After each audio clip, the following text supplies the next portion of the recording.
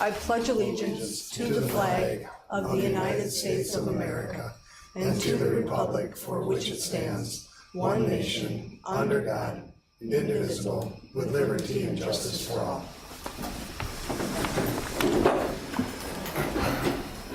All right. Holly Mindrum is present, Brian Leitinger, Dawn Hauser, and Cassie Peterson are all present.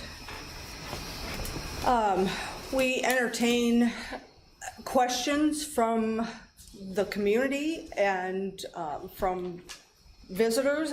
However, we do have some standardized rules, I guess you would say. All of our comments, all comments need to relate to something on the agenda or relate to the school district.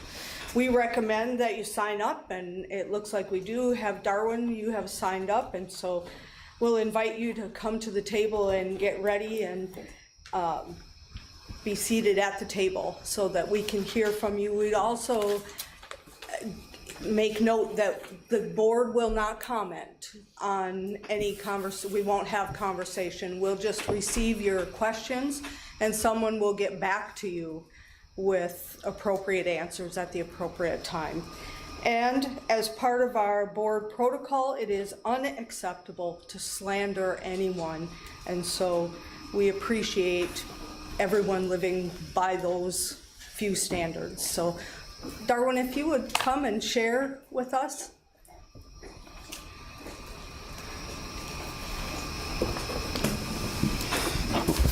Well, I want to start because everybody knows I did have a meeting with Dan last month, and I think it was kind of productive, even though we probably didn't change anybody's minds necessarily. But I hope you realize what a gentleman you have there and how productive he is for the school. So I'd like to thank you for meeting with me. Now, the questions I have tonight are, it's kind of confusing as where everybody in the district is supposed to vote, because this is a non-election year, which I don't really know if that was intended to keep the votes down or the amount of people to keep down or what it was. I don't know that. And I just still don't quite understand. I've heard it's the library, and now I don't know that. And then on the other hand, are you going to send out absentee ballots to the voters in the district? Or are you just hoping? From what I hear around, there's still very few people that even have any idea this referendum is coming. I don't know how you can change it, because I know you've tried, but very few people still seem to understand. Whoever wrote the article in the last, well, a couple weeks ago when I was here, everybody assumed that I wrote that message, but I really didn't, and I got quite a few thank yous for it.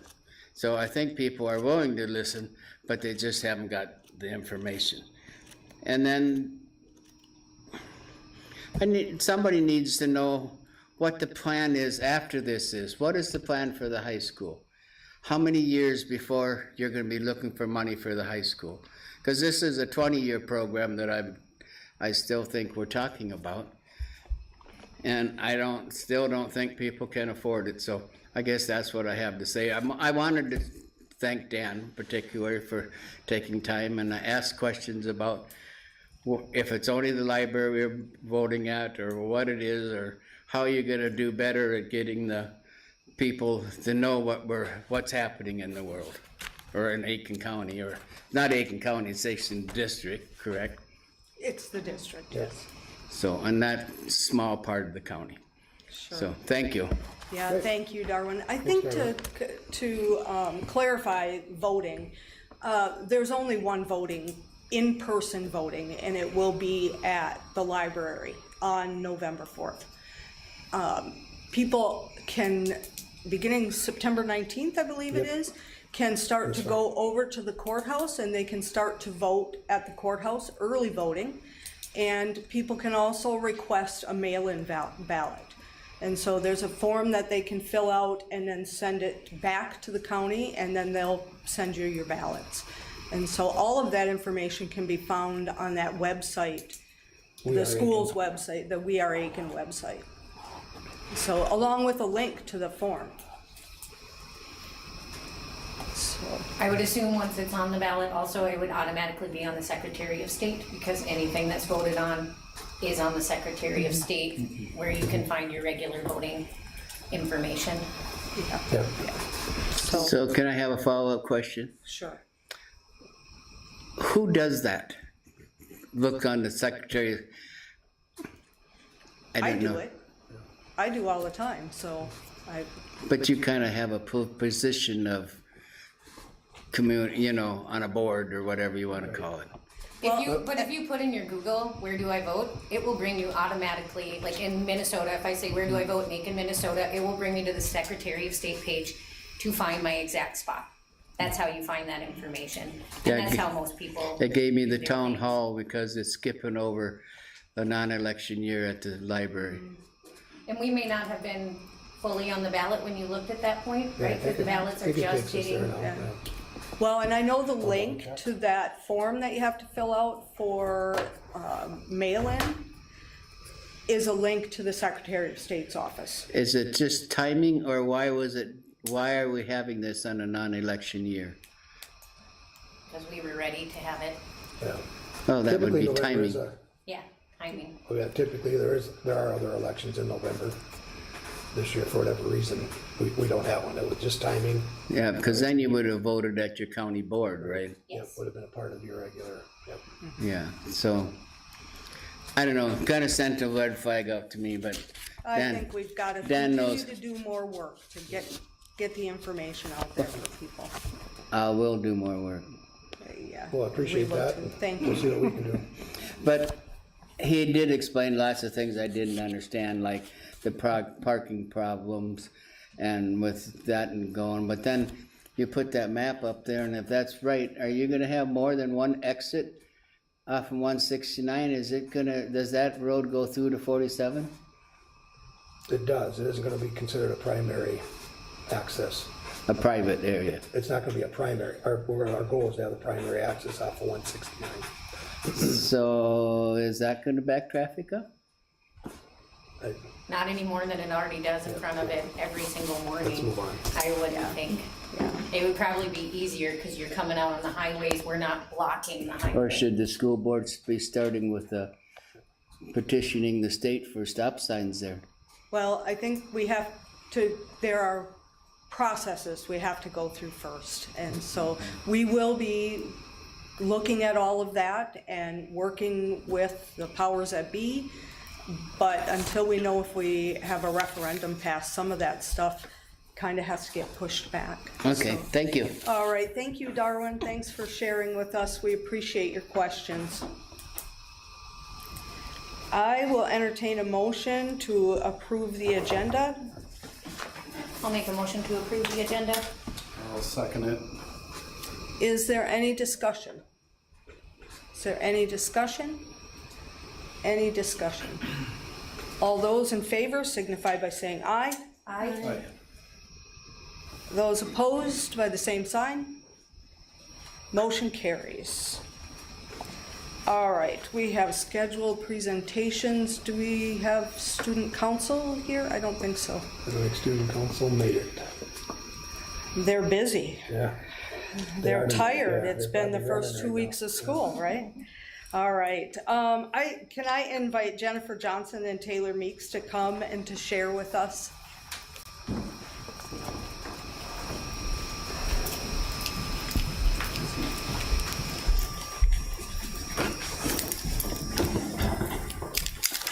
Hello, thanks for having us.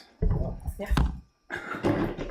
So, we just wanted to share a little bit about our upcoming band and choir trip this summer. I think I have some attachments for you guys. It was our proposed itinerary and the proposed due dates for payments. We're going to Disney World in Florida with the band and choir. The dates will be June 3rd to The 8th. 8th, thank you. I wanted to walk through just like day to day a little bit. I won't read every single point. We would be flying, so we would fly, we'd leave on Wednesday, June 3rd, get to our hotel, dinner included. The 4 days that were kind of there, each day would be a different Disney park. So we get a 3-day pass, so it would be like, we go to Magic Kingdom one day, we go to Epcot one day, Hollywood Studios or Animal Kingdom, and then the other 4th day would be at Universal Studios. So one of those days would include playing the band and choir playing at one of the promenades, and a clinic with a local, I believe it would be like a local college director. Mm-hmm. When I did it in high school, we went into like the back of Disneyland. This was in California. They have a recording studio back there. Mm-hmm. We recorded movie music and then watched part of the movie with our music on it. It wasn't great, but it was cool. Yeah, it wasn't as good as the actual movie music. But, and then there's the day we leave is also like a beach day / get on the plane and fly home. So the proposed cost per person is obviously varies until we get a lockdown number of this is how many are going. The more that go, the cheaper it is. It's going to fall around $2,000, which is kind of, it seems high, but when you think, hey, I get a 5-day trip to Disney World with food included and lodging and flights, it's meals. Yep. It's very nice. So yeah, that is kind of the itinerary of that. And then we have like the timeline. So once we have our initial deposits in, then we work on like rooming lists, passenger lists, things like that with students, as well as their instrument lists, because we get to fly those to Florida. Yeah, it's great. And then just a payment plan. We have one in December, it's about $700, then again in February, and then the final in April, just to kind of give them a pretty good understanding of that. And we have several fundraising opportunities that are either in the works or about to be. The first of which will be the Mintex fruit sale. We've done in the past for Band and Choir, and that's going to run the month of October. So we'll start that as soon as we get everything, all the information. It should start around October 2nd and run through about the 31st. And then we do have a few weeks give and take in there to enter all of our information if they're finishing up selling. And then they're delivered in December prior to Christmas break. And that is a 40% profit margin for us. So that's a really great fundraiser for any student who sells. We also did butter braids last year, which we had lots of success. The kids who sold them had a nice amount of money that they've raised already, and we're hoping to maybe do that again this spring. Heggy's Pizza is another one we talked about. I've also been in contact with Rosalini's, and they're super supportive of the community, as you know, and they're working with us on a couple of different options. One being a potential, like a Band and Choir special that someone can go in and order, and then a portion of that amount that's paid for that special goes back to us, and they would run that like the whole school year for us. Mm-hmm. So it would just be something we advertise, like, hey, you go in, say I want the Band and Choir special, and then $1 or $2 from every one purchased will go back to our program, which was cool. They offered possibility of selling pizzas at a pizza stand for an event, or even their pre-sale take and bake. So we might look into that as a local option versus Heggy's, which is close by but not right here. Mm-hmm. So that's another thing. And then also with Bethany at Shirts Plus, I'm looking into some apparel. We don't have any band choir music apparel. So we were working with Mr. Ostrike and his students to potentially come up with some logos, and then working with Bethany to create kind of a store similar to what the PTO has done. But it would go back to our program. So she's been supportive of that. And then our last kind of thing would be, I know you did it back for Chicago, some kind of a variety show with a dinner and fundraiser where we'd have our students play jazz band, madrigals, our band and choir, their solo their ensemble contest pieces, things like that. And then with a dinner, and that would be another fundraising event. Yeah. And the Friends of the Arts have been in the works with that for us to potentially, along with our fine arts banquet or something like that. So we have a lot of potential fundraisers and others hopefully in the works, but we're trying to give them a lot of opportunities. I know the chocolate bar one.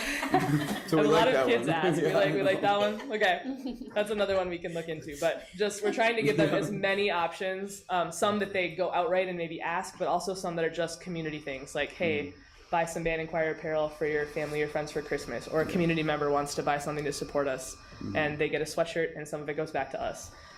So trying to make it. And pizza. If they're gonna go get a pizza anyway, might as well get the Band and Choir special and donate a little bit of that profit. So we're trying to do a mix of, going out to the public, but also not totally stressing with that, and also making community things available too. So Question. Yeah. Do you guys have any sort of account or way, like, if I didn't want to donate to one student specifically, can I donate funds towards the group? Yeah, and or then how- that would just be split up. It would be divided amongst, the 67 people going. Okay. Yep. And then how would someone go about doing that? I guess is my question. I don't know how donations necessarily work. Should figure that out though. We should figure that out, yeah. Yes. We talked about that with concerts. If there was a way we could just not anything that where they'd feel obligated, but even if they had like, hey, here's a link you can go to, or here's what you can make your checks out to. Yeah, just so 100% would go to Right, the trip. yeah. Sometimes that's nice. I know some people are like, I don't want a butter braid, but I want to I'll give you give some you- money. Yeah. Yeah. Yep. So- we can look into that. Even as then, well. if there's a student and we're running a fundraiser and you're just like, I don't want a butter bread, here's some money.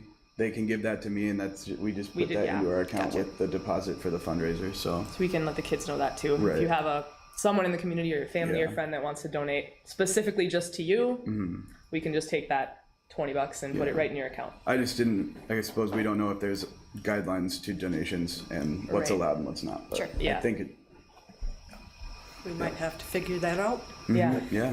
I have a question for you. Actually, I have a couple questions about safety. Sure. Disney World, when you get a 3-day or a 4-day pass, they're a park hopper pass. Yep. So you can go, you might spend 2 hours at Epcot and then take a tram and go over to Magic Kingdom.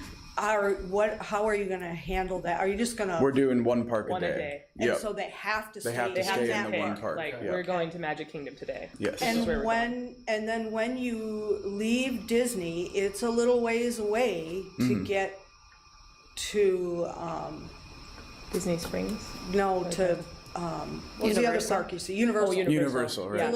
It's a little ways away. Yeah. There's a great pizza place there, by the Yeah. way. But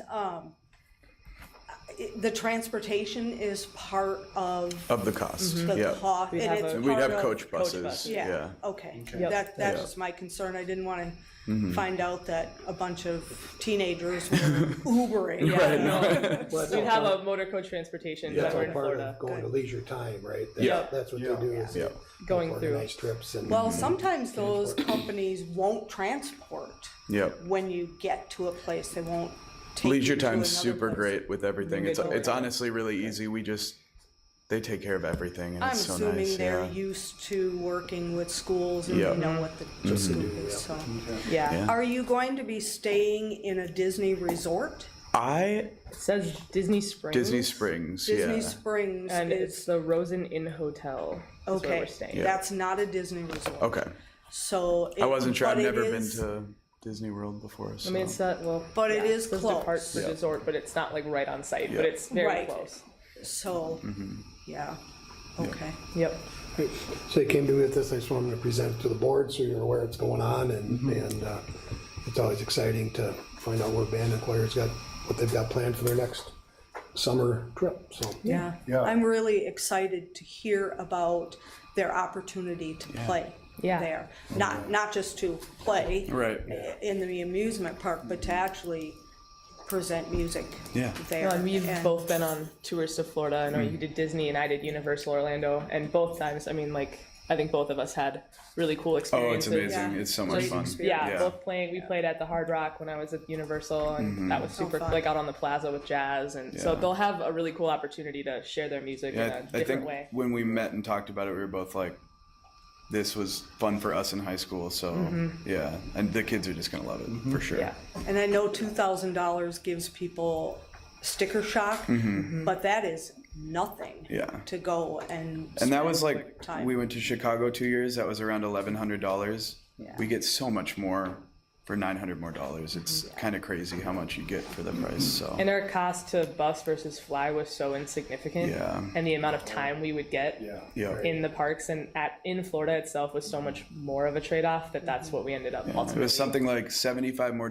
per person to fly, and you don't have to be on a bus for 72 hours. So And you get a whole, it's like a whole other day or 2 days Right. in Florida. Yep. So It's worth flying. it is. Yep. Yep. for sure. Okay. What a great opportunity.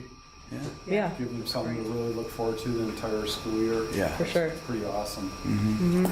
Awesome, thank you so much. Yeah, Yeah. thank you guys. Appreciate you sharing. My kids are gonna be jealous. Hey, they could join band. There you go. Oh, my goodness, all right, and we'll move on to new business. The next on our agenda is to approve our consent agenda. I'd entertain a motion to approve the consent agenda. And they are all the 7 A's, Yep. I believe, yes. I'll make a motion to approve the consent agenda. Is there a second? I'll second it. All those in favor signify by saying aye. Aye. Any opposed by the same sign? The motion carries. I should have asked if there was discussion, but I forgot, so. And then we have discussion items, and so Dan, I'm gonna turn it over to you Yeah. to talk about the commissioner's review. Yeah, so we did get, I shared with the board in one of my weekly updates, we did get approval, positive review on a review and comment that we had presented. If you remember, we presented the original, they had a few questions.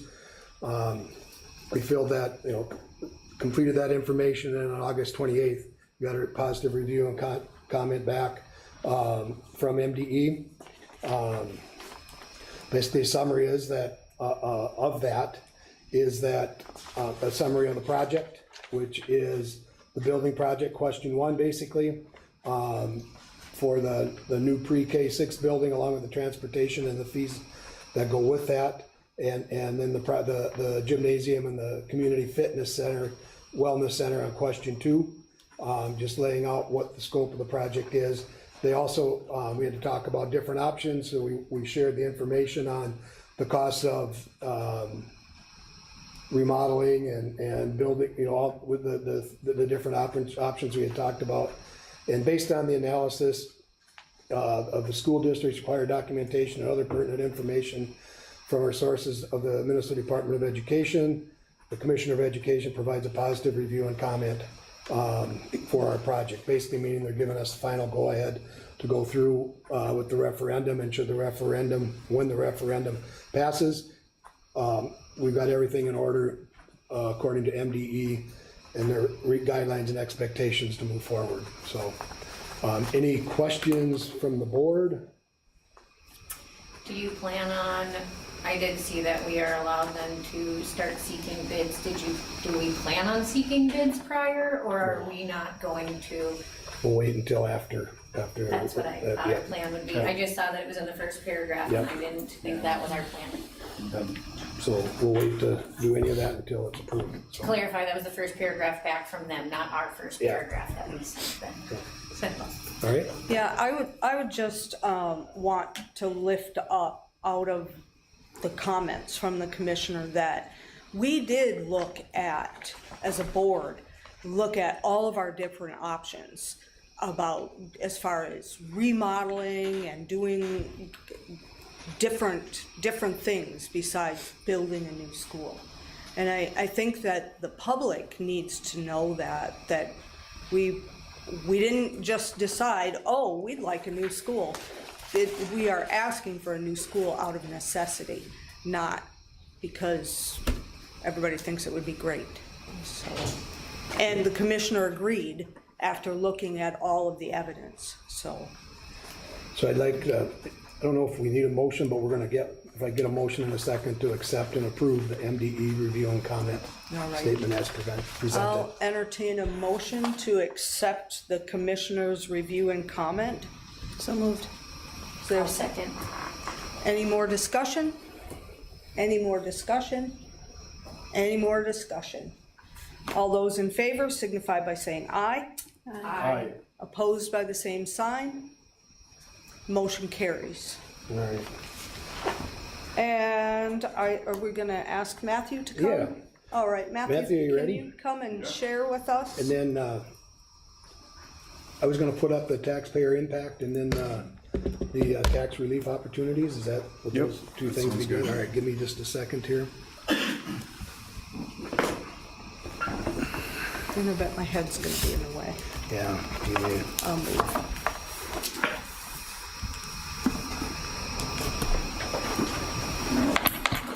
Move on the corner was gonna say, you come sit by me. Warm Rollins seat. Oh, come on.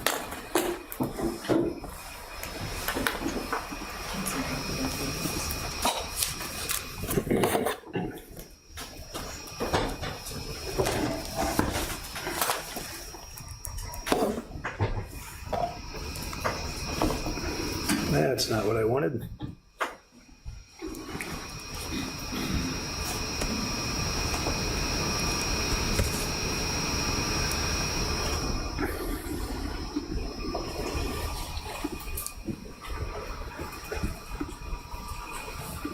Sorry.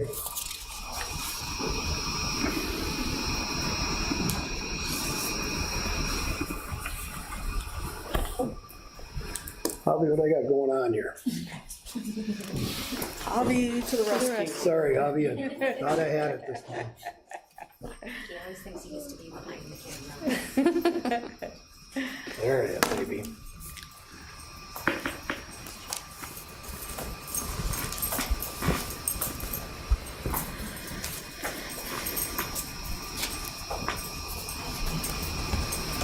Javi's so good.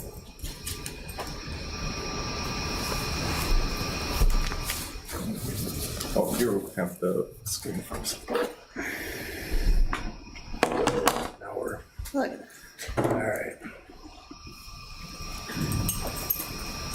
All right. Okay. Well, good evening, everybody. Matthew Hammer from Ellers, District's Financial Advisor. Here just to kind of summarize the project and how the funding would come to play. And then a few things of note for people as they're looking at the implications from a tax perspective. Like most projects, when we look at funding projects of this scale, you're going to issue bonds. It's similar to a home mortgage, right? In this case, we're looking at a 20-year repayment schedule, and that's a very typical repayment schedule when you look at a project of this size. I think there's a few pieces that are important to note on that as well from the department's perspective. As you look at projects of this length, that 20-year term does have some implications for any future debt equalization aid the school district would get as well. So that 20-year term isn't just made up, right? I think it's important for us to kind of keep that in mind when we're looking at a project. One, it's going to set us up from that perspective to be able to access future debt equalization aid if the state would make modifications to the program. And two, it allows school districts to spread that tax burden over a period of years that as property owners are benefiting from the facilities, they're contributing to the payments towards the project. So you'll see we've got information up on the webpage that have been prepared for the election. We call them our pre-election estimates. What Dan has here is specifically in regards to some credit refund programs that are available. I'll first note, and you've seen some of it, right? There is a program that ag property owners receive automatically, right? These programs right here are not automatic, but the ag to school program is automatic. So ag property owners, that is built into the tax estimates that we have. And if you go out to the website that's prepared, property owners can get a specific tax impact for their property based on their estimated market value. If you have a property, there's a place where you can go put your parcels in there to get a specific report of all your land summed up and what the estimated tax impact net of that refund, because that refund is applied automatically to for those property payers or taxpayers. It happens automatically. The county attributes that when they collect taxes from you. The state of Minnesota pays 70% and the property owner only pays 30%. And then the state of Minnesota pays that 70% to the school district on the property owner, straight to the school district through state aid. We'll talk about a couple other programs because when we look at the overall tax base, in the city of Aiken, based on the latest assessment data, we have property values that are on average about $190,000 a year. When we look at some of these programs, they're one, property dependent, and two, income dependent, so they're very hard to estimate on our end, but we can give folks a hypothetical example of how they could look. And based on our assessment of likely potential for qualifying, the property owners in the city of Aiken could have a likely chance based on the property taxes they currently pay and the values of their property that would be eligible for that top homestead credit refund program, which people can find more information on the Minnesota Department of Revenue's website on. There are numerous factors that go into that, and I'm not a tax professional by any means, but the income limitation maxes out at about 100, just not quite 140,000. So you can qualify for some property tax relief based on your overall household income. So that's household income, including if you have any grandparents that live in your house, kids that are earning income, it attributes all household income. We do have, if we go down, Dan, there should be a link down to the hypothetical example of some information that we put together right there.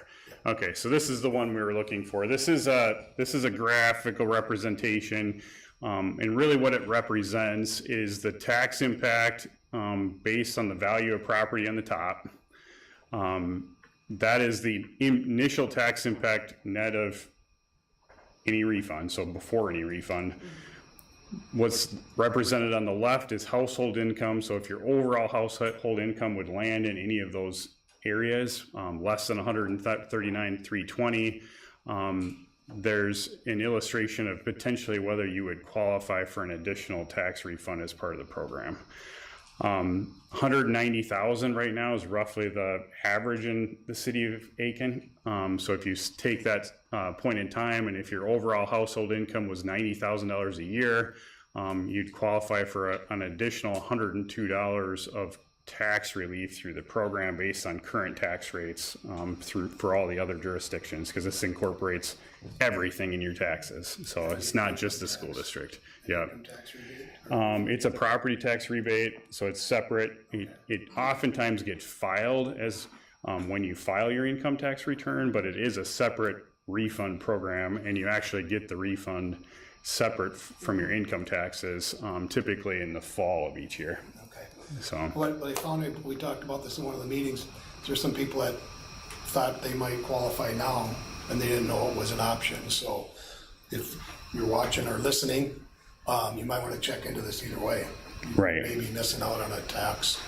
So it would be considered a rebate or a refund? It's a refund. It's a refund program. So it's not a credit, it's a refund. You actually have to apply for it. That's the important piece. So it's not an automatic like the A credit. Yeah. So this is what we call the homestead credit refund or the circuit breaker.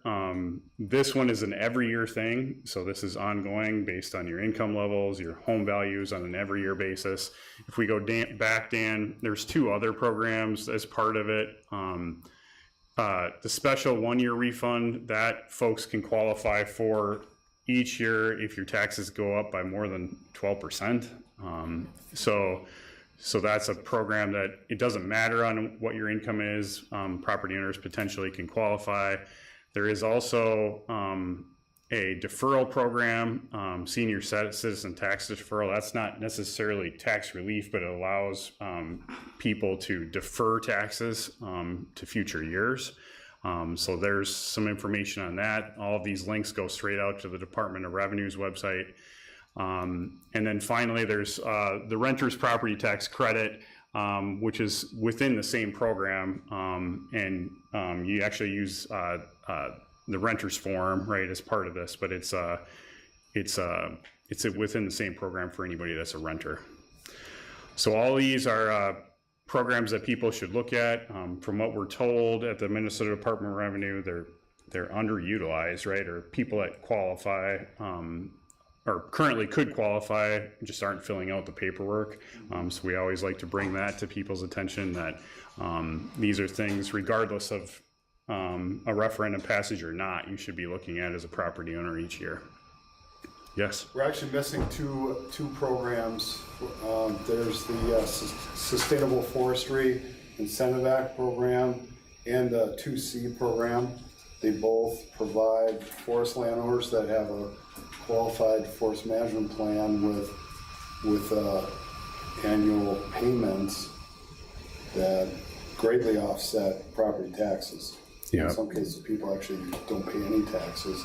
Yeah, and the managed forest land, actually, because it's not tillable property necessarily, so if you have tillable property, rural vacant, or managed forest land, all those types of properties qualify for the ag to school credit, right? So they're, before we start, automatically are getting a 70% credit for any school-related building debt.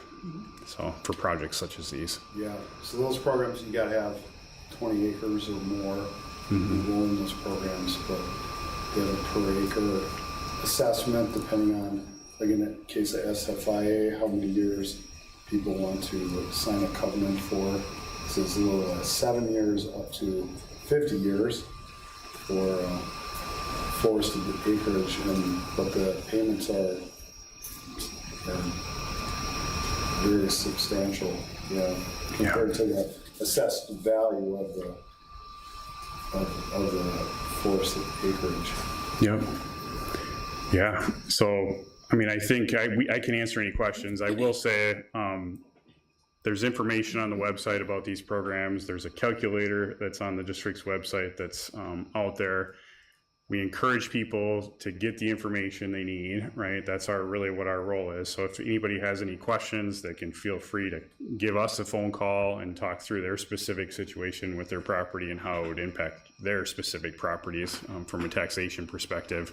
The grids are out there that you've seen, but this actually gets down into, as Dan scrolls down, if you keep going down, you can actually put your value that's right off of your tax statement. So up on the top there, if you go up just a little bit, that represents the valuation notice that property owners would have received in March. You take that full estimated market value that's up on the top, you put that into the estimated market value down there, and it'll actually calculate. So if you own a $600,000 home, you could put a $600,000 home and it'll give you that estimate. If you own a commercial property, as you go down, you could put that commercial property's value in there. It'll give you an estimate. And then if you're an ag owner, we like to capture all of that ag owner's parcels. It's not uncommon for them to have multiple parcels. If you put those parcels in here, we'll give you a full breakdown report and a single condensed report that'll show your impact specific to you and which parcels, and break them out between what we call your house, garage, and 1 acre, or your HGA and your tillable property. So farmers bought or maybe accumulated a couple of different Parcels, neighbors, farms, whatever. Yep. Maybe each one would have its own number. Yep, each one of them will have its own number, and you'll get a separate valuation statement, typically from the county, for each one of those parcels. So with that, I can answer any questions anybody has. I have just a quick question. People who have a tax accountant, their tax accountant will fill out those forms for them. But if you do your taxes by yourself, do we have a link any place to those forms? Yeah, there's a link right within that Explore Tax Relief Options. Okay. If you go all the way down to the bottom, it's up in the Minnesota Department of Revenue, but it's also right there, the M1PR form and the website. So that form right there is the form that folks would be filling out as part of their taxes. And if you do use like a TurboTax or something like that, typically it's a part of that program too, where you can take, because there's specific line items on your tax statement that'll be used to populate whether that overall taxes that you pay as part of the form. Any other questions for Matthew? Again, I think it's good information to get out, not only in regards to this question on our referendum, but it's just good information for our community to know, in general, regardless of where it goes. Hopefully, if you have somebody preparing your taxes, they know and they're looking for this and giving you this, getting you these refunds or what, these programs. But if not, it's something that community can be looking for as they do their taxes next time around. Does anybody else have questions, comments? Awesome, it's really good information, thank you. Yeah, thank you. Thank you, Matt. We might have to leave this website up after. All the stuff all the stuff I was showing on here came right off our website. So it's a little bit of navigating, but it's all that information came right off the weareaiken.org website. Can we make one of our social media posts? What's that? Can we make this one of our social media posts? It will be, yes. Okay. Yep. Perfect. It's on our schedule to get put together. All right. Do you want to go back to the agenda? I suppose we Leave this gotta up for a bit. go back to our seat. Back to the agenda. A little bit later, Jeff and I were kind of going to do a quick review, run through the website, and some of the features beyond the tax, things that we just pulled up for Matthew. But we got a few other things on the agenda I would like to get to first. So you have the resolution appointing election judges for November 4th. Yep, and that's in the packet. Thank you to Heather and Renee for working so hard to get that put together and getting people to step up and be our election judges. We need an approval by the board to approve this slate of judges for the election. So I'll entertain a motion to approve the resolution appointing our election judges for November 4th, 2025. I'll make that motion. I'll second it. Is there any discussion? Is there any discussion? Is there any discussion? All those in favor signify by saying aye. Aye. Opposed by the same sign. Motion carries. And then we have to approve the proposed 2025 payable 2026 levy at the maximum. That's standard procedure this time of year. We approve at the maximum and then we can come back and adjust later. It's just that if we choose to, it's just that we can adjust above and beyond whatever the level is we set now. So we always set it at maximum. Heather, you have anything to add on that? No. All right. I'll make a motion to approve the levy for 2026 at maximum. Is there a second? I'll second. Is there any discussion? Is there any discussion? Is there any discussion? All those in favor signify by saying aye. Aye. Opposed by the same sign. Motion carries. And then we have to approve to set the truth and taxation hearing for December 15th at 6 p.m. in the Aiken High School Media Center. Yep, and again, it's standard. We do it in the schedule at roughly a half hour before the December meeting, with the note that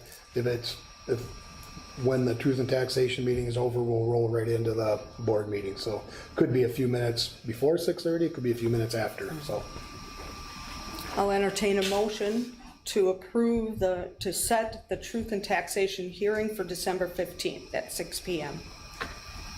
I'll make a motion to approve that date for truth and taxation. I'll second. Is there any discussion? Is there any discussion? Is there any discussion? All those in favor signify by saying aye. Aye. Opposed by the same sign? Motion carries. Okay, so Dan, can you give us some information about the MOU for the school yeah, nurse? so in the school nurses, we've been trying to hire a school nurse, since about April. We was having a difficult time trying to match it up, make it work on the teacher schedule. So I worked with Education Minnesota Aiken and created a separate MOU, which allowed, basically, we're gonna pay the school nurse an hourly salary, set up that a little bit different. The days, the work, it's a standard 8-hour day. with a half-hour lunch in, but it was just a matter really of getting it off of getting the compensation part off. Everything else pretty much in the contract applies. The sick leave and that's a little bit different because the days are actually 8 hours for the nurse, but other than the hourly rate, the rest of the contract will stay in place for the school nurse. So, and Shelby Treby's the person who's agreed to take that, and she was in once last spring subbing, and she came in she's off on Friday. She was in Friday and worked in the office and really enjoyed it, and we enjoyed having her there. So she'll put in her notice once this is officially approved, and then when that time is up, she's stepping into our school nurse position. So be happy to have her on board. I'll make the motion to approve the MOU for the school nurse position. Is there a second? I'll second. Is there any discussion? Is there any discussion? Is there any discussion? All those in favor signify by saying aye. Aye. Opposed by the same sign? Motion carries. Good, now she can give her Yep. resignation. Yeah, now we can let her know. Yeah, and it'll be excited. It'll be good to have her. She's excited to be part of our school and part of our staff, so it'll be great. Good. Next on our agenda is a discussion about the school resource officer in the city of Aiken. Yeah, in the spring, it was one of the cuts we made. Last year, we shared part of the cost with the city, a fraction of the cost with the city.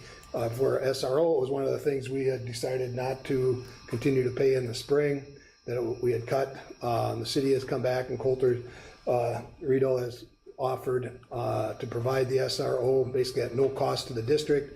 We'll provide a space, obviously, for Keith.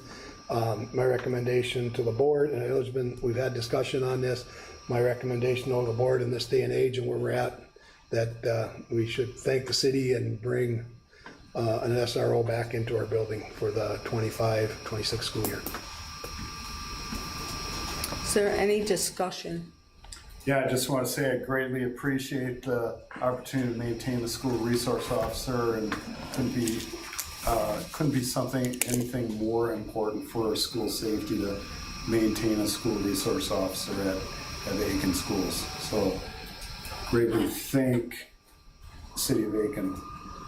Yeah, I'm very grateful to the department and to the city of Aiken. It's a lot to give up an officer like that, and so we appreciate, and we know how important it is for an officer to be in the school, building relationship with students, and that way when students encounter officers in the general public, they just have a better relationship and a better situation all the way around, no matter what that encounter might look like. And so we're very grateful. So thank you so much. I feel like it's important to point out that even if we weren't to renew an SRO, they still are here doing service to us on a regular basis. So we would be pulling other resources from our department, doing other jobs instead of, well, we brought them here. So at no cost, I don't see why we would not do that, so that they can run their department exactly as necessary and know what they're doing every day, instead of losing an officer to us on multiple times a day, multiple weeks of the year, So I think that this is an amazing gift that we should take from the city with a smile.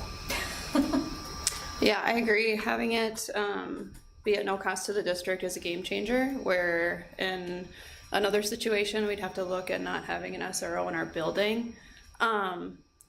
We talked about this, emails bounced around as a board, and I just want people to know that if they have any comments, positive or negative or whatever nature, just make sure that you are notifying Dan and the police chief, Coulter, just so those comments can be heard.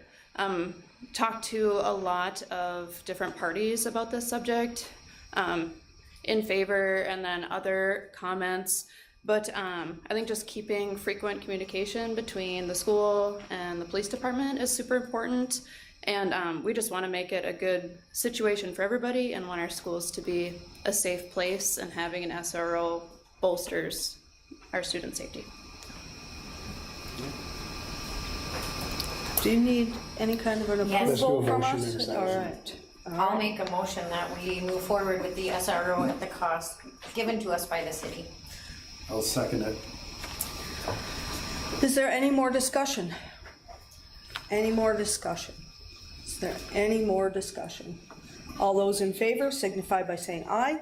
Aye. Opposed by the same sign. Motion carries. All right, thank you. And the next item is our long-term math sub. We all know the situation the school's in, and think of Jacob Mayer and the family often.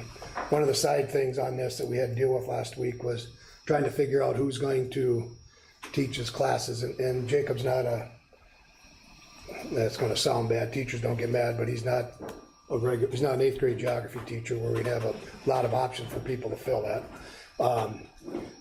He teaches all our college math, or upper level math classes, and those instructors aren't out there. And so we had a lot of different options. We reached out to area districts, and many of the area districts we talked to were willing to offer, and their instructors were willing to offer support and kind of be mentors to somebody, but they didn't have, their schedules were filled. They did not have like a free hour here where we could Zoom or rent, whatever, buy that hour. It just wasn't gonna work out. And then I think it was Wednesday morning, Paul Graham's retired superintendent from McGregor texted me and said, "Hey, I hear you're looking for a math teacher." I knew Paul had stepped away from the superintendent role. I knew he was a math teacher. I just didn't put it together. When Paul sent me his text, if I could still jump, I would have. So he came and met with me that afternoon, met with Lisa. And actually he started today. He texted me, I didn't get a chance to talk to him before he left. He texted me today and said he had a great day. So we're working on he's got a master's, and we'll work with CLC to make sure we're getting, that our kids will be able to get all the credit. And we're just really happy that Paul stepped forward and is willing to step in. And he'll be, he'll sub, and so we find somebody else that's licensed and certified and wants to do it, he'll step aside, or if whatever it looks like. He just gets, having been a teacher and a principal and a superintendent, he said he gets the situation we're in, he just wanted to help out. So he was, I guess, officially retired for 9 days before he stepped up. So I asked the board to approve Paul Graham's as a long-term sub, I guess, in our math position. We are so grateful that he stepped up, because it is a hard position to fill. So I'll entertain the motion to approve Paul Grimes as the long-term math sub. I'll second. Yeah, Cassie makes it, I'll second. Okay. All right. Oh, sorry. I was out of order there. I'm like, what? I was listening to what you said. I'm used to it. And I'm thinking, Don's in a different spot. Getting that mad that I didn't hear, Sorry. Holly. Okay, I'll make the motion. I thought Don maybe made a motion. Oh, no. All right. Is there any more discussion? Is there any more discussion? All those in favor signify by saying aye. Aye. Opposed by the same sign. Motion carries. Right. And we have administrative reports. Do we have any board member reports? It's been kind of quiet over the summer. So, Yeah, we canceled policy committee on next month. all right. Committee reports. We have the Ag Committee report. I don't remember if a board member made that or not. It would have I been think- Brian. I think we were in Brian was the, gone. Brian, you were fighting fires, I believe. I think we were in the other meeting, Dan, for the referendum that day. Oh, Was that yes. the one that overlapped? Yes. Yep. You're right. So, that's right, I snuck out to. Yeah. Yeah, but really it was a meet and greet more or less for Josh Waller, and not that a meet and greet because he knew them all, but just really talking about some of the things that the Ag Committee can help with, and just helping Josh figure out, there was a lot of stuff in the shop. Some of it was the schools and some of it was kids' projects left over and some of it belonged to the AG alumni. So they were gonna help him organize and get some things put back together. And there's a lot going on down there just for Josh to get set up. But yeah, it was a good meeting for him, and the AG group is pretty active. All right. And then we had the personnel committee meeting. Personnel committee, we talked about the NOT program. That's going to be a part of the nurses contract now. That's the program that we use with students that have chemical violations. Jason Klein had done it last year. We're going to tie it in with the nurse and we'll work from there. We talked a little bit about the AD stipend with us combining the AD and Dean of Students. It's put a lot onto Jim's plate. That's something that I think we'll probably look at that during negotiation, since we're in a negotiation year anyway with the teachers. But I think that's an area we may need to address. I think, and I'll talk a little bit more in my update, we were looking for a bus driver and a couple of riders. We got the riders, we got the bus driver, but then we had another one resign. And we talked about our nurses position and a few other things that we were dealing with. Speech language pathologist, we couldn't find an in-person one. So we worked with Amy Priesinger, the one speech language person we have. I think we got a pretty good virtual plan set up with a para who will help kids get set up and interact and work with a virtual speech language person. So yeah, so we might have all our positions filled at this point. Not yet. He did knock on wood, Lisa. Yeah. I had one person whose last day was today. Oh, that's right. We had Craig Larson's last day was today. We're looking. We got a plan for that. Craig took a juniors hockey coaching position in Cloquet. Something he's been looking into and wanting to do, and decided that if he doesn't take advantage of the opportunity now, he might not get it. So Craig did a nice job for us in our higher needs special education programs. He'll be missed. Lisa's been working with our sped teachers in the co-op, and we've got a plan going forward in place. So it's almost covered, Lisa, right? Almost, okay. Yeah, so we wish Craig well. All right. All right. Principal reports, Mr. Dockin? Yeah, sorry, I emailed it to Dan, it was a little late to get on the agenda, but yeah, just a great start. We're up actually 19 students at Rippleside. Energy's been great. Entrance conferences, we had 98.5% participation with our families, which is outstanding. Staff have been working incredibly hard. They're welcoming, engaging. A lot of staff come up to me and say it's been a really smooth start, so that's encouraging. Bus expectations, so Michelle and the bus drivers were over last week and did bus safety with the kids. All of our grade levels had that. The apple orchard's thriving once again. Third graders have been assisting with harvesting apples. Connect Science, Agriculture, Community. September 12th, the Northern Lights hockey program was over during lunch with the kids, so a bunch of our local high school kids were over at Rippleside during lunch. That was really fun. Fall sports activities are underway, and so busy. Congratulations on such a huge number of parents coming for those entrance conferences. That's huge. I think it's one of the best things we do. Yeah. It's really, Yeah. I mean, I think it's really important just with the connections of starting the year off on a really positive note and building that rapport with our families. It's really, you know, I know we question, you know, 2-3 days whether to do it, but it's really is positive for the kids and families. So.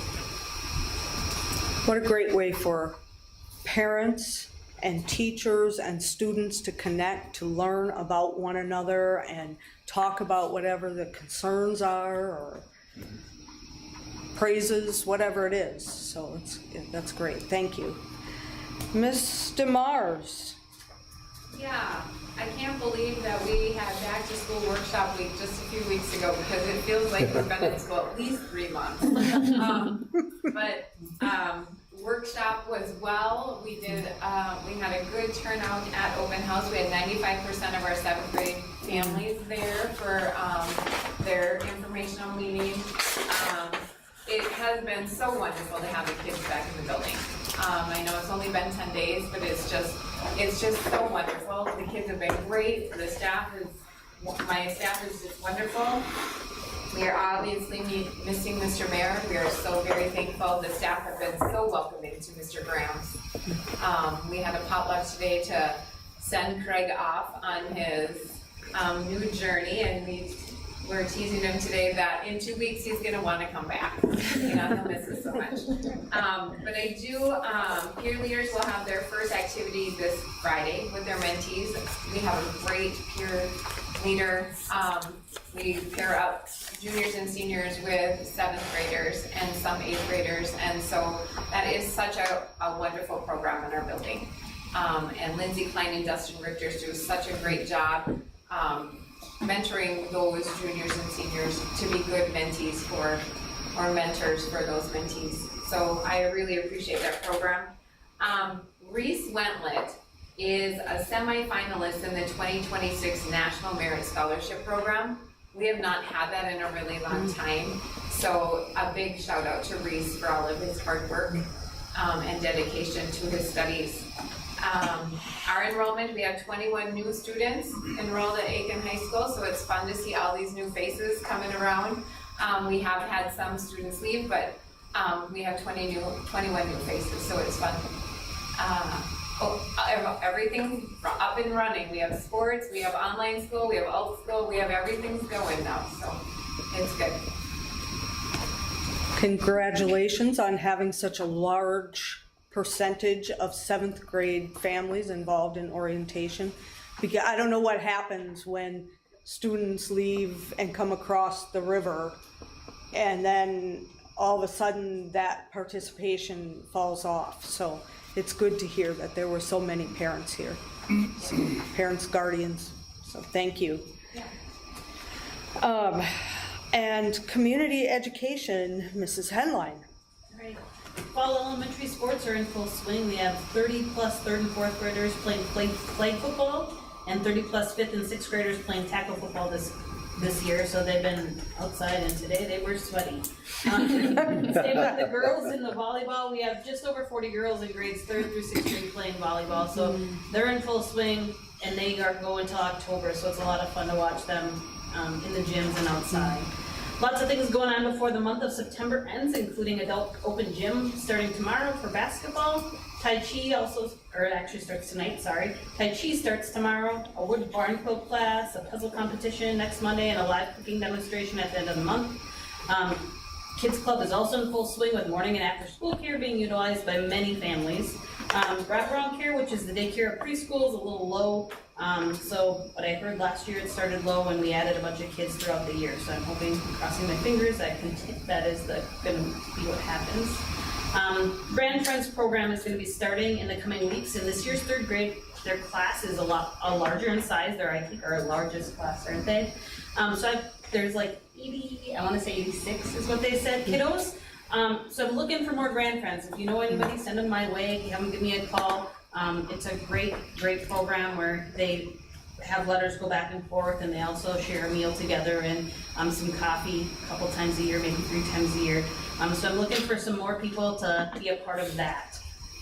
October will bring more fun, including Better Together hosting a Halloween dance at the Ripple Center on October 9th, as well as a couple of beginning sourdough classes and another wood barn quilt class. With the fall sports, we'll wrap up just before our break. Mr. Hendrickson and Mrs. DeMars and I also scheduled the Senior Service Day for fall cleanup on the 23rd of October. And October is not that far out, and talking about October, I have to turn around and start thinking about putting together the accent.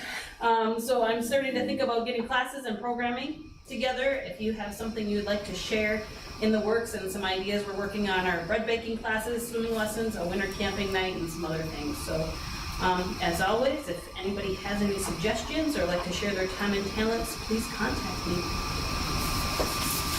Thank you so much. That sounds like an awfully full plate. All right, Mr. Stiffer. All right, I was gonna start out with enrollment update. We don't have official numbers. Like Andy had mentioned, and Lisa mentioned, both schools are up in attendance from last spring.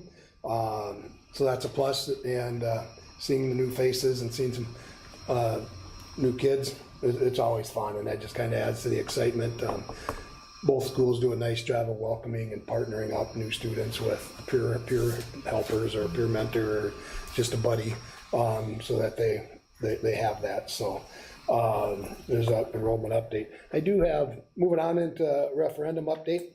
I went out to Wakanabo for a township meeting, had a good discussion there with Wakanabo Township group. I visited with the quarterbacks club last week, just shared some information, and the wrestling club as well last week, trying to get to those different booster clubs, different groups as well. Tomorrow night I'll be with Aiken Lions and sharing information there, and I'm working on scheduling some meetings on it's actually now on the 23rd and 25th, the Monday and Wednesday, reaching out to local community members who, some business owners, whatever, just like sit down and see what they're hearing, and if they have questions or things they're hearing regarding the referendum. And Erwin pointed it out, getting information out, it's a challenge. I feel like 25 years ago was easier because people listened to the radio and bought a newspaper and they kind of got all the information there. Now there's so many different modes of communication. Every time I think we're hitting them all, I'm finding out we haven't. The one thing I want to stress for everybody is, on the board, to refer people to the weareaiken.org website. And Jeff's going to take a few minutes just to kind of run through and show some of the information off of there. I'm going to pull it up on the screen. And Jeff, are you? It's already up. What's that? It's already up. All right. I'm gonna Nope, move that my might be the head last out of the one. way. Is my head in the way? I can see it. All right, we're there. Thanks for having me here tonight. I'm gonna move And, over there okay, so I can sounds great. see your face and. And I suspect, majority of board members are pretty familiar with the website. We've been working on building this out since February together, but it's been, I have to say, we've had many citizens.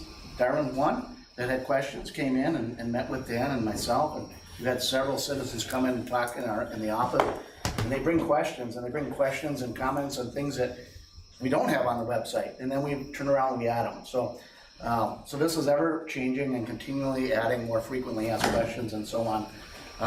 And so we'll just walk through a little bit with you, and for maybe those that might follow from home, just so people know that we're continuing to update this and how much information is here. And other folks do remind us that not everybody has a computer. Not everybody has access to the website. And again, the district, and we've been working together with Dan on a mailer that'll be going out to all residents fairly soon as well, to continue to drive that information. So, but starting with the homepage, really does a summary about the referendum coming up, and really just information, general information about the referendum. As we continue to go to the next tab gets into the process. The process, and my gosh, the process has been going on in Aiken here for, probably 30, 40 years. But the district's bought the land. There was a task force, 2 task forces that were formed in 2017 and 2018. Comprehensive facilities assessment in 2022. There was master site plans. There's assuming you guys were all familiar with the listening sessions and the many community engagement sessions that were taking place, the thought exchange processes and dialogue with the community, the updates to the IRRB, and how we were successful in getting a $5 million grant to the district. A lot of really good information there about the history of the process. And a lot of people have commented on that. They appreciate getting a little trip down memory lane on how we get here. The next gets into our challenges. And then the challenges gets into some pictures from our facilities assessment and some of the data and information that was pulled together. And then a summary of some of the specifics that I know the board is very familiar with on the challenges associated with the schools, things like safety concerns, trying to summarize, as well as some different photos that kind of go alongside. Undersized gyms, and inefficient use of the bus garage, the buses don't all fit in there, and all those types of things that you're familiar with as a board. Then it gets into the plan. What is the plan? And again, folks that came to the fair gave us a lot of great questions. They liked the visuals that were put together. We made sure all of those are on the website so people can continue to follow along with all of that. Really trying to summarize the plan. One of the things we've gotten a lot more questions on is the second ballot question. There seems to be a lot of interest about that. How will it work? How is it going to work together? So we've enhanced a little a rendering of that, of what that space might look like. Again, we'll have community input to help us design that when we get to that stage before we go out to bid, as you brought forward today, right? So we'll be looking at all that type of information, but just give a little idea of how the community center may work together and how we'll be able to keep the kids and the community separated during the school day for safety reasons. We had a number of folks ask us about that. And we've got plenty of examples from other communities that have done this, other school districts that have wellness centers, and how they work through that type of safety. And we'll bring that forward in the design. Again, one of your teachers did a great drone video. Unfortunate what's happened to your teacher that helped and volunteered his time with that. Can't speak enough for the work that he did along with us and volunteering his time. But it's just really allowed us and our design folks to create a really nice visual of how the site works together. And again, we put it all out on the website, so it's all there, right? You go up to, then we got the questions, right? To try to really be as transparent as we can be about what the ballot questions are. We actually have a link to the ballots. And then we go back up to the top, or you can click right there and get to the cost. So we get just right there. to the cost section and the cost page. So if we go to the cost, and a lot of that Dan walked through with Matthew Hammer today. But I think I want to just point a few things out. This is new. Did you know? And again, I want to compliment board members. You guys were adamant about if there's tax relief opportunities and rebates for our community, let's get it out as transparent, as open as we can. Even if the referendum doesn't pass, I'm a firm believer, I agree with you. I think there's a lot of folks. Our understanding from the state is 500,000 people use this tax relief, right, in the state of Minnesota, but 400,000 people do not. Almost half the people aren't aware of some of the tax relief programs that are out there. They probably qualify for it. They qualify for them, But and they they aren't filling out the paperwork because they don't know about it, right? know about it. So I commend the district, and we're not just doing this here, we're trying to take it to the 7 other referendums that ICS was involved in here in November, continue to drive that information out.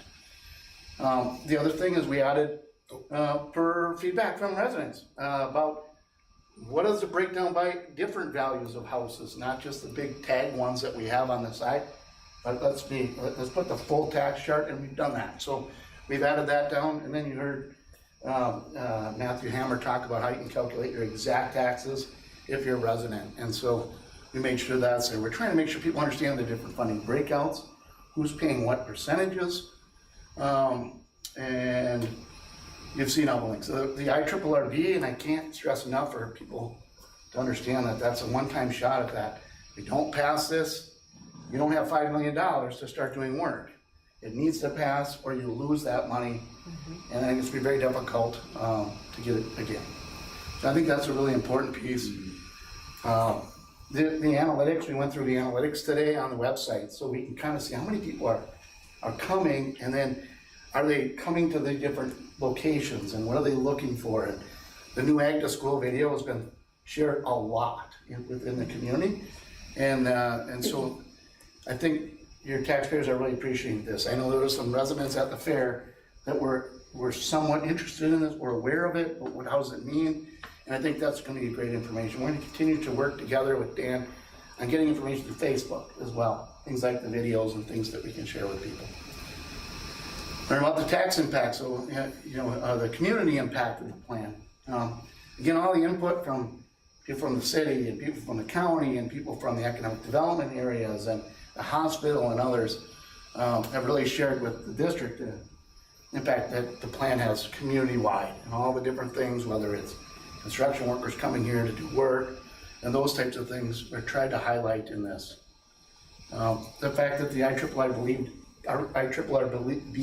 believed in your plan enough to give you $5 million is a big deal. And so I think it's just good for people to be aware of that. More about voting. So if you go again to the top or that link, again, questions today about voting. It's a special election. It's not a general election.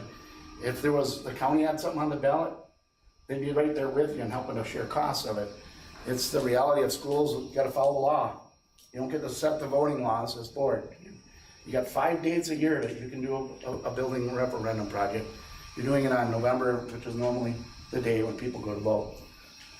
It is just the rules and laws that you're following. But how do we get information out so people understand? And so we're really trying hard to make sure people understand this, and they can go there to the website, get the information of where do they vote, how do they contact the county to get an absentee ballot, and all that. You can request one. There's a link there. You know, we try to get information so that people can go, there's your link to get an absentee ballot, right?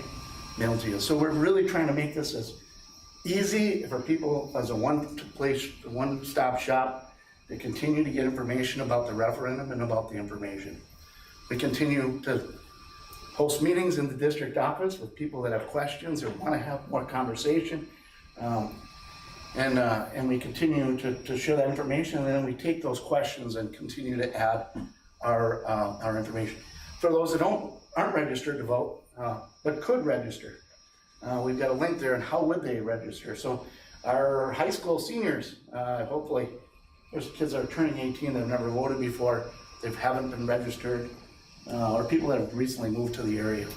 Do we allow Saturday early voting? Some districts do, I don't know if ours does. Saturday, yes, we have to, by statute, we have to. Okay, so that would be open for in-person early voting on Saturdays? Yep, Okay. special Saturday hours on November 1, Okay. 9 a.m. to 3 p.m. All right. Yeah, questions. And then if we go to the next tab, referendum resources, spirit of transparency, everything's there, right? The review and comment is submitted to the State Department of Education is there. Our fast facts flyer, tax relief opportunity has been added today. The referendum presentation, which we continually update, we have a new picture that'll be coming up because people have asked, how do our buildings fare against our neighbors? Well, you're the oldest schools in the region, not just by a little bit, but by far. And people are like, you need to tell people that. We need to know that our buildings are the oldest. So that'll be a chart that we'll be adding, and it's a chart that comes from MDE information. Our fast facts flyer that you've all seen, we have them in and around the district so people can get information quickly. The tax calculator, the sample ballot, so people can see what does that ballot exactly look like. Absentee ballot application, our positive review and comment we just received from the commissioner saying your plan was educationally and financially advisable. The IRRB decision board meeting, which I know some people were at and attended, and again, people can watch that. I remember a citizen coming to the community meeting, the big community meeting we had at the elementary, and just made a comment about loving the whole communication website, and thanks for sharing all the information. And I watched that video and I thought that was fantastic. So anyways, I think there's some real, we are getting some positives about the information we're trying to get out. In the news, we've got Ake and Age and some of the articles that have been written about the planning process, about the district. We're trying to have links to that information. And then we have frequently asked questions. So frequently asked questions, we continue to update, right? So the question about 169, have we met with MnDOT? We started meeting with MnDOT a year ago, talking about 169. They have a ton of schools all the way down 169 that are connected to 169. The ultimate answer from them is, you pass this referendum, we're all about safety too, we're gonna work together with you. But pass it first, because we're not gonna put all our resources into something until it's passed, right? So we're trying to make sure people understand all of those questions. We got questions about the challenge, questions about the plan, what about referendums and why do schools have them, and schools are the only ones that have to go to the voters and ask for building projects. Other schools, construction, questions about the cost, right? Why don't we have bids, hard bids yet? Well, because we have to do design. You can't spend the money to do design until you have the money to spend, right? Those types of things, right? The questions about 169, right? And that's a new question because we've been getting questions about that, not just tonight, but from previous citizens. So again, and if people still have questions, Dan, I appreciate how open and you've been to fielding questions and comments from the citizens as well as the principals. So thank you. Questions about the website, other ideas you may have? We do have to get the age of buildings on there. Yep, I don't know if it was in that PowerPoint yet on resources. I didn't look today. It's Not yet. there yet. It Okay. didn't get added yet today. Okay. But yeah, we talked about it this morning. Questions? Comments? It's a lot of great information. Great. I mean, I see a lot of that information forwarded in Facebook and other digital means. You know, it's in the newspaper. We had it at the county fair. So there's been a lot of avenues for people to get information. It's good to hear people still aren't getting information. We'll just keep working harder at it. But working. They don't read the newspaper. They don't go online. They don't talk to their neighbors. They don't go to the fair. They don't do anything. They don't go to the store. We don't open the community thing. I had someone tell me they didn't get anything, and I said I sent it to your house and that. They go, Yeah. I don't read that. I I'm not sure, other than going door to door, and will they even I do answer think the the door? individual mailer will be a better, Yeah. it's gonna be something so in your face, you can't miss it, and if you Yeah. chose to throw it out, Yeah. you looked past Yep, it. that'll be Well, good. You know, and we had a nice layout and accent that went out before the start of the school year. We thought that's something that lots of people read, whether they have students in school or if they're just looking for the community ed. So I did have some people say that they saw information there, and other people say, well, no, I don't look for that in there. I was looking for my kid's school list or whatever, you know, so, yeah, we feel like we're throwing stuff at the wall to see what sticks as far as methods to get information out. So the Dispatch did a nice article. Teresa came over and met with Steve Snyder, Andy, and I and talked about it. And she took a tour of the building that was with us. So yeah, it's trying to get it out. So Public TV did a little clip here last week. Lakeland News. He came down, there's a little clip on Lakeland News last week just talking about it, and I stressed again, go to the We Are Aiken website, and so, yeah. Board members, I mean, they're all not gonna come to you, so, we need to go to them. So any groups that you're aware of that, you know, Dan hit the road show, and I'm happy to help Dan whenever I can, get information and share with different groups, and he's lining up all kinds of different meetings, and already had a bunch, but we'll continue to do, I think, just that grassroots, going to small groups and getting the information, you know, and listening to their questions, right? Been very helpful. Thank you. Any other questions? Thank you, Jeff. Thank you, Jeff.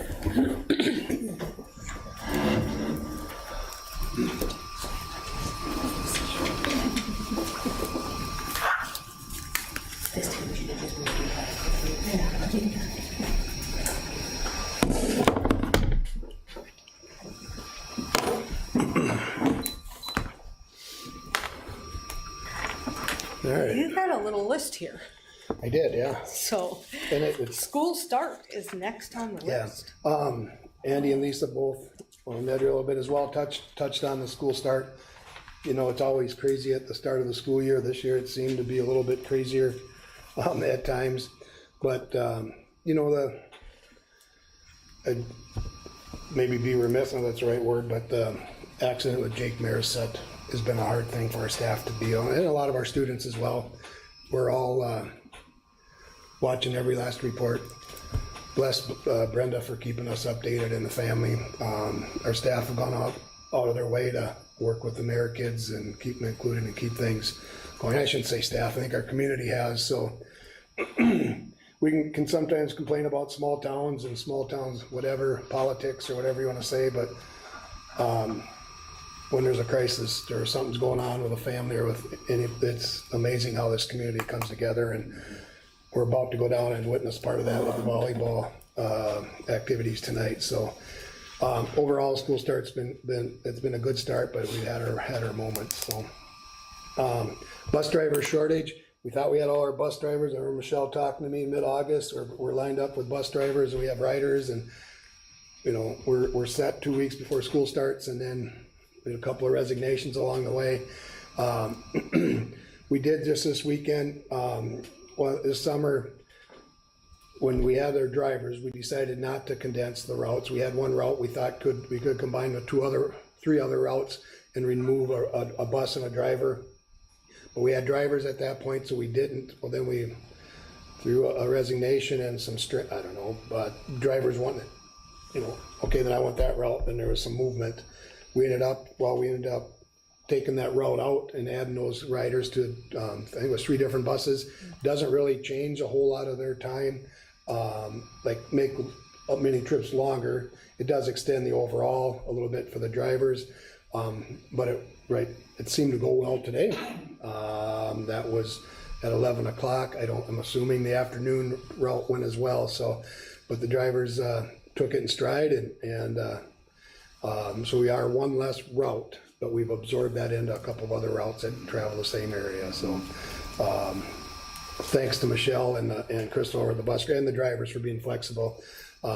It took a little bit there, planning to get that done. So, You know, it is hard. You know, when you're an employee and your boss comes and says, "Oh, we're going to add more work to your workload," it's hard to do that. And so we are grateful that they are willing to. Yeah, and change is hard. Change is hard, and I can attest to the older you get, the harder it gets to make change. So, you know, Exactly. so we're grateful to them for, You know, and one we had being flexible. Yep, and we had one special ed route was going to get real long. But we have a special ed para that lives in the area, so she's takes a school vehicle, drops the kids off, and then is done. And turns around when she comes back to school in the morning. That's her route. She picks up a couple kids, so that. Just having that ability solved one major problem we had coming in. So we are, as far as getting creative and coming up with ways to cover things, we're looking at all items. But again, as of today, and we don't lose any more for whatever reasons, we have all our routes covered again. And then the State of the Range meeting is in Virginia on Wednesday. Dawn and I are going to head up to that. It's just the area legislators meet along with the IRRR and a few other range dignitaries, and we'll just get to listen to them talk. We'll get to meet and greet some people, or some people meet and greet us, maybe, however that works. But I think it's just good to be in attendance at this time, and that's where I made connections last year with the Costing Group and a few of the legislators who eventually did work with us. To get some things, get support for our IRRR funds, but also the bonding requests at the Capitol. So it'll be good to make those connections again. So Yeah, we might need them again. yeah, we might need them again. Then I had a couple of other. It is. I want to mention the Tall Cop presentation that the county brought into the staff. It was really eye-opening. A lot of information was shared about the number of things that kids have anybody has access to over the counter.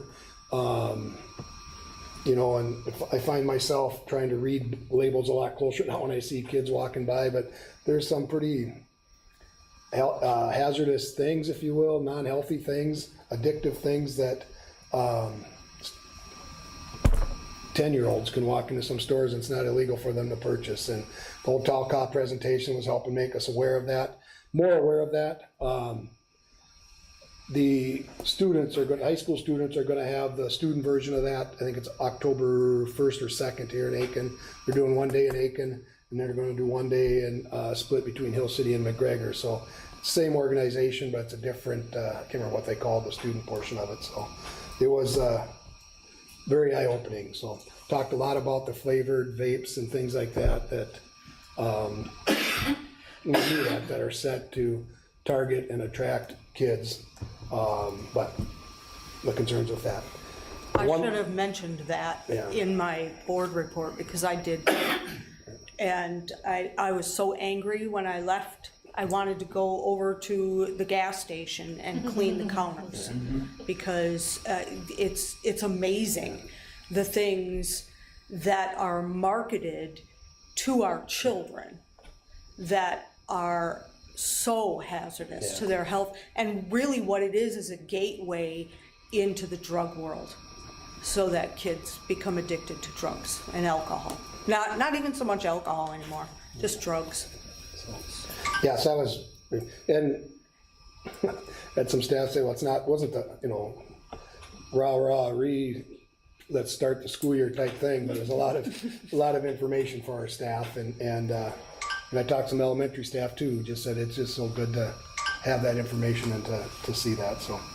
One last thing is September is School Board Recognition Month. I want to thank the board members.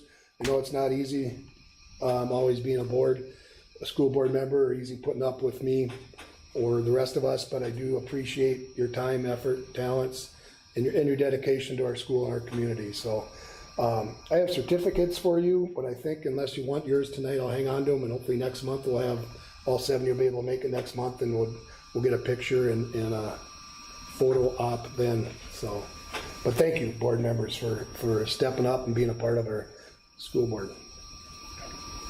Thank you, Dan. I want to acknowledge Darwin's comments earlier in the meeting when he talked about your meeting with him and your willingness to be open and sharing. And I think that that's important for our community to know that. So thank you. We are grateful. And we're grateful for the effort that you have put into everything regarding the referendum, and I also too want to acknowledge that it has been a really tough week in the community and in the school district with what happened with Jacob, and matter of fact, as soon as I heard the news on Sunday evening, I said, I know this community, and I know it well enough to know that everybody will rally around and do everything that we can to help. And it came to fruition. And we'll just keep doing what we need to do to continue to help. So. Thank you. All right. Well, I kind of ran through this meeting so that I knew we would be done in time to go down to the volleyball game. So did everybody have everything, questions answered? Anybody have anything else? I guess when we get to our upcoming meetings, we are going to Palisade in October. And I assume that that's on. Right? Yep. That'll be good. Renee verified today that we've got the center or the community center of Palisade. So Palisade meeting is 6:30, October 20th. And that is one that we can't live stream, so it'll be recorded and put up. I believe we have, unless their Wi-Fi or internet out there's improved, but if nothing else, Javi will get it recorded and then we'll put it up. He, not we, he'll put it up when he gets back to school. The man behind the technology, Javier, we're very grateful for you Yes. and your services that you provide to us. So, all right, we've got some upcoming meetings. September 23rd is the Safety Committee meeting, 3:45 in the district office. The 24th of September is the Personnel Committee meeting at 3:45 here in the Media Center. We could probably move, I think I'm gonna get it that one. We can move that one probably to the district office as well. Oh, That's what- okay. Yeah, we'll do that one. So Personnel Committee meeting is gonna move to the district office. Yep. And then October 20th, the next school board meeting, as Dan said, will be in Palisade in the community center there at 6:30 p.m. And the live stream will be loaded. It won't be live streamed, it'll be a recording that will be loaded after. So, I'll entertain a motion to adjourn. I'll make a motion to adjourn. Is there a second? I'll second. We don't really need a second, but but we always do it. So, all right, we're not going to ask for discussion. We are all in favor? Aye. Aye. Any opposed? We are adjourned. Thank you, everybody. and in time.